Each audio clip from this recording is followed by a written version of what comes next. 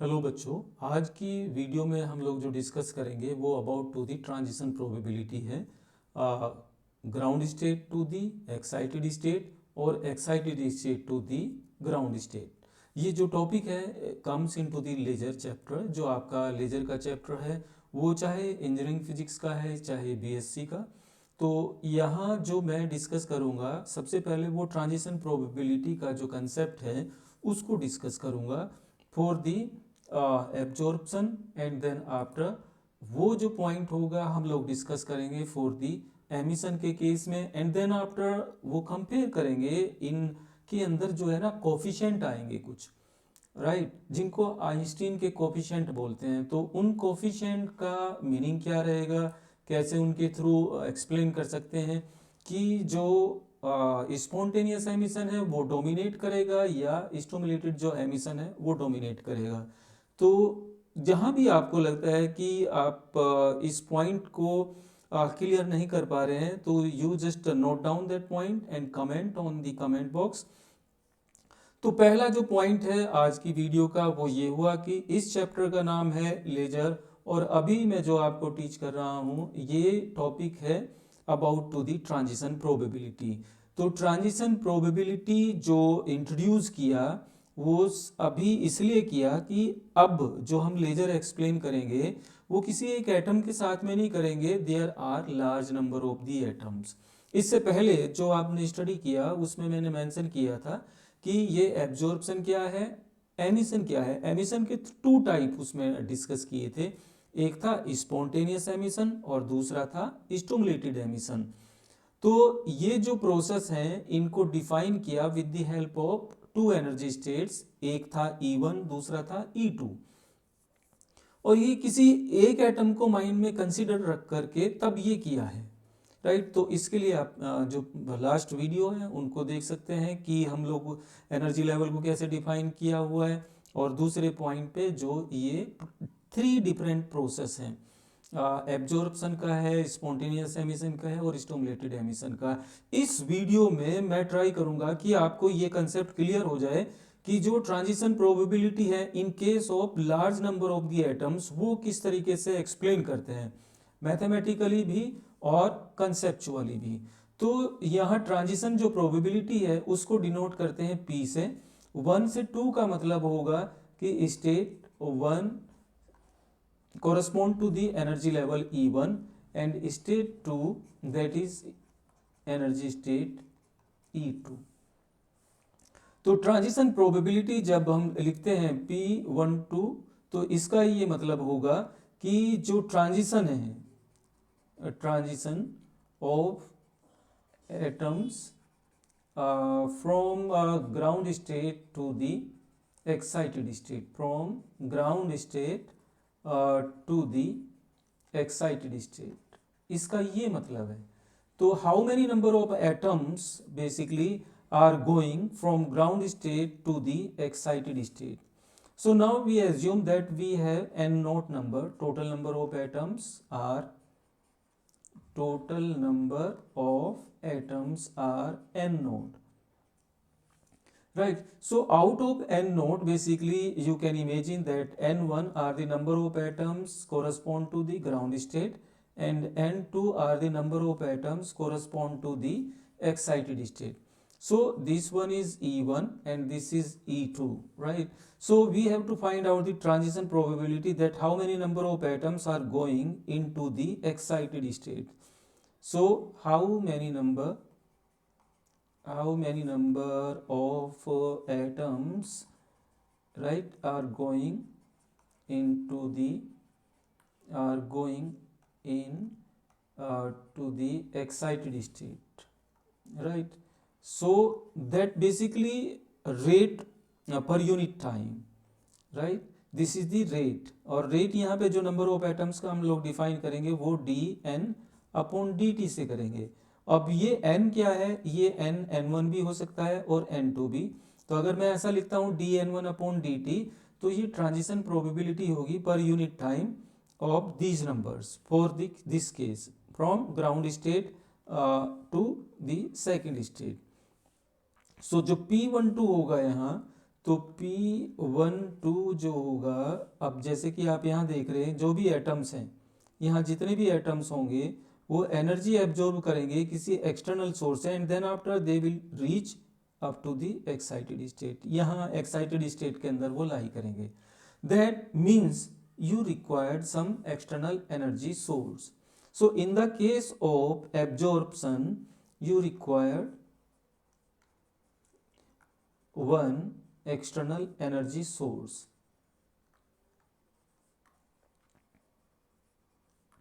Right? तो उसको अगर यहाँ पे इंट्रोड्यूस करना है तो इन जनरल उसको U से डिनोट करते हैं एंड फंक्शन ऑफ न्यू।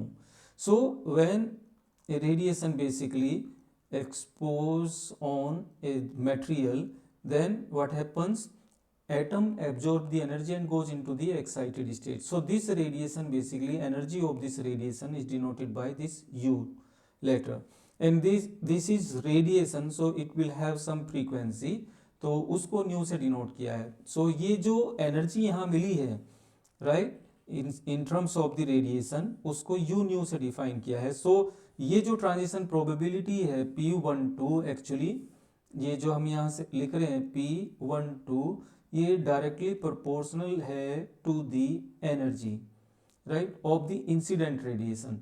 सो यहाँ अगर हम लोग इसको सिंप्लीफाई करते हैं तो इसको सिंप्लीफिकेशन फॉर्म में, सिंपल फॉर्म में लिखेंगे P12 इज इक्वल टू, और एक प्रोपोर्शनलिटी कांस्टेंट आ जाएगा जिसको डिनोट करते हैं B से, तो B12 and this function of energy. So this is our first equation, and you can see here P12 is equal to B12 and this U nu. What is B12? B12 is known as Einstein coefficient. So this B12, actually this B12 is known as Einstein coefficient. So we can write here this Einstein's coefficient,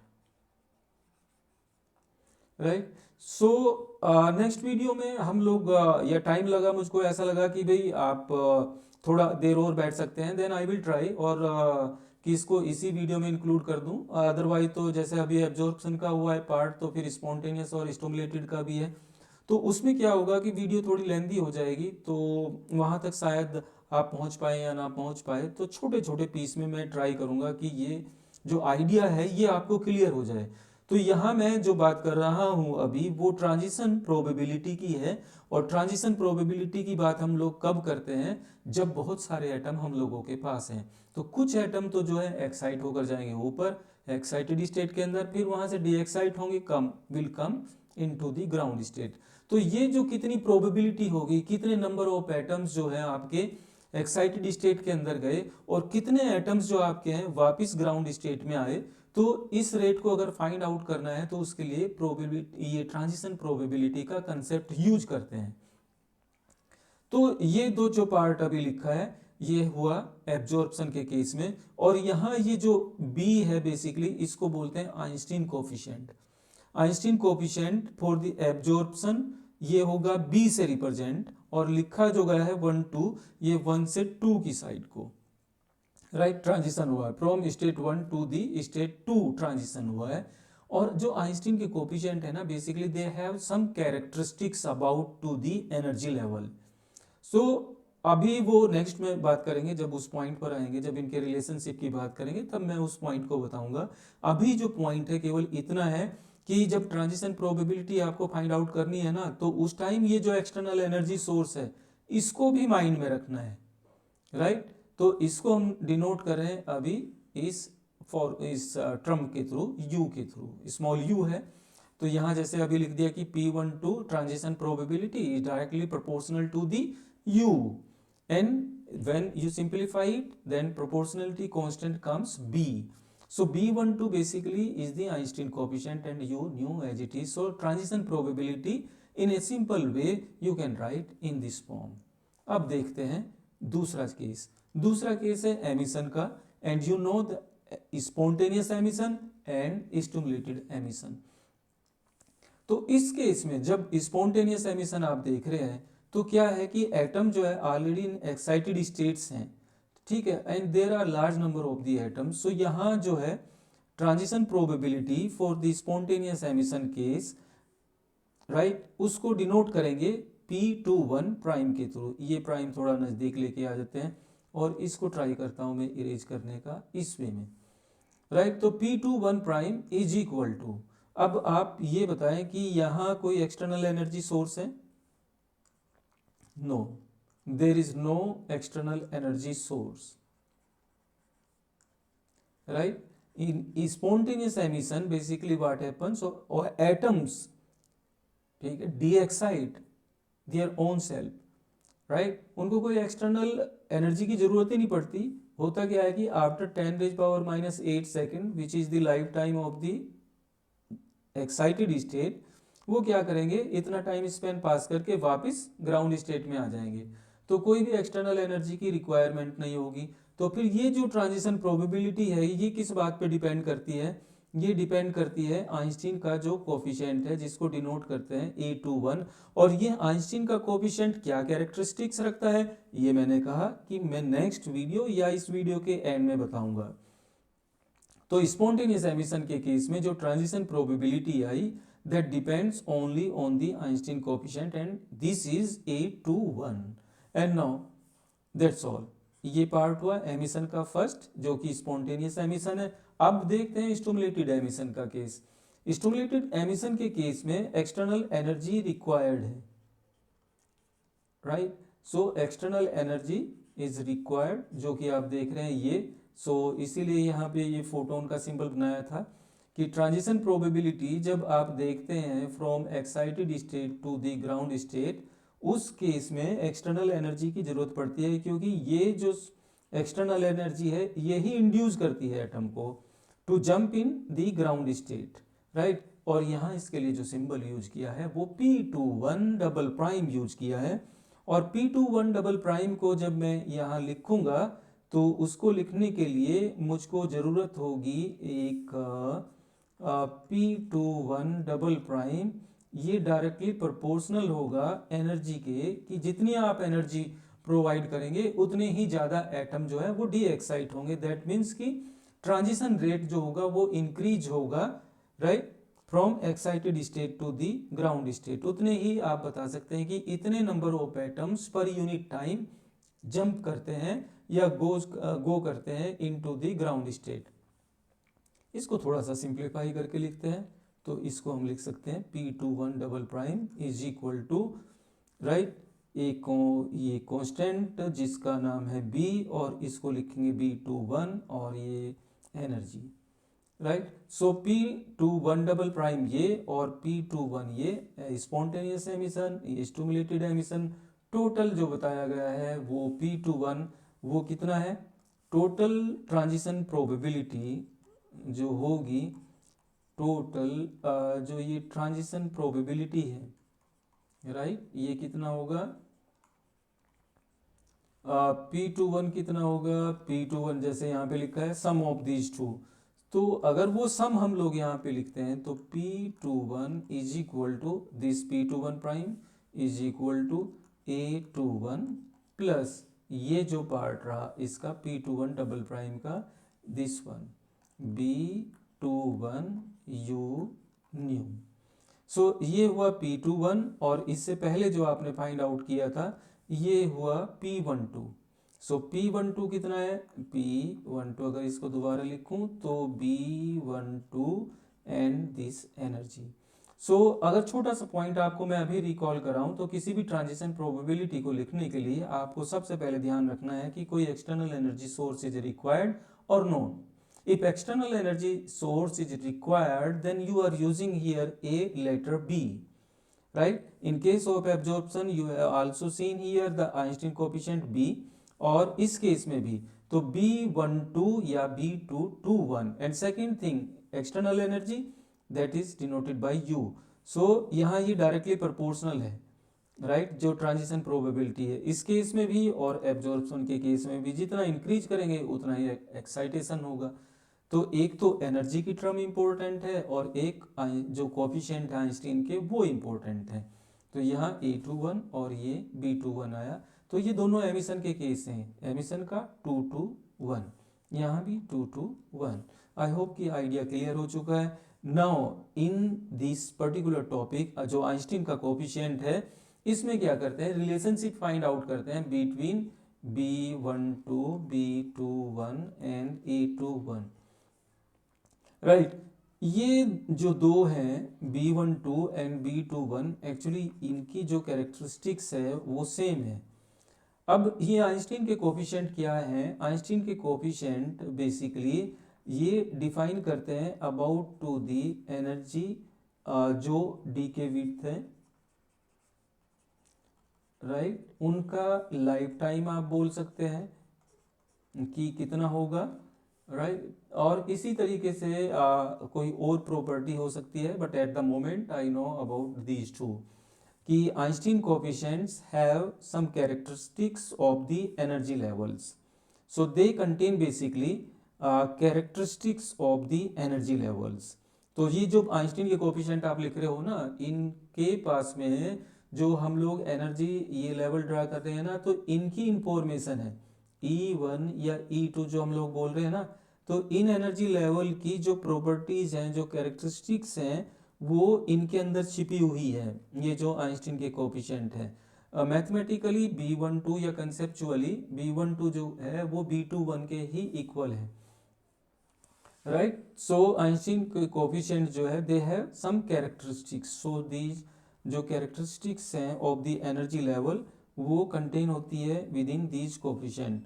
तो अब अगर हम यहाँ देखते हैं तो हम लोगों के पास में एक है A21 और दूसरा है B21, एक स्पॉन्टेनियस एमिशन के केस में और दूसरा स्टिमुलेटेड की, ये स्पॉन्टेनियस ऐसा मैं लिख दूं और ये स्टिमुलेटेड, राइट, ये स्टिमुलेटेड एमिशन के केस में है जो कोफिशिएंट है।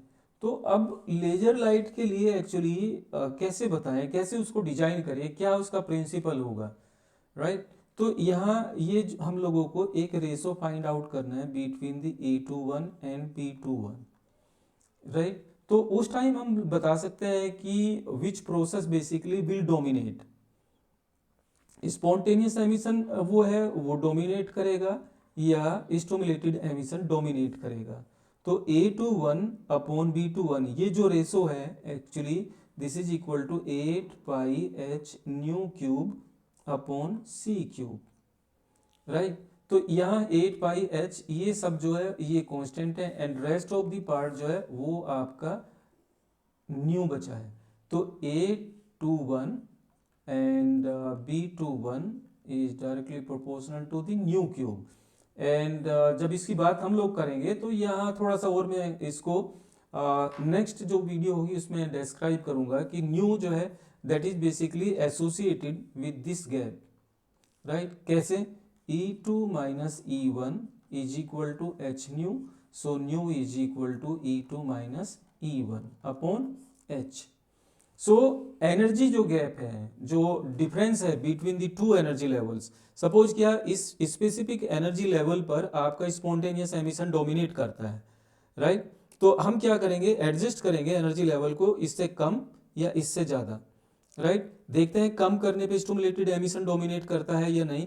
तो there are some atoms which have some specific energy levels, जिनके बीच का एनर्जी गैप जो है वहाँ स्टिमुलेटेड एमिशन डोमिनेट करता है, तो हम उस मटेरियल को सेलेक्ट कर लेते हैं या उसके एटम्स को सेलेक्ट करेंगे, राइट।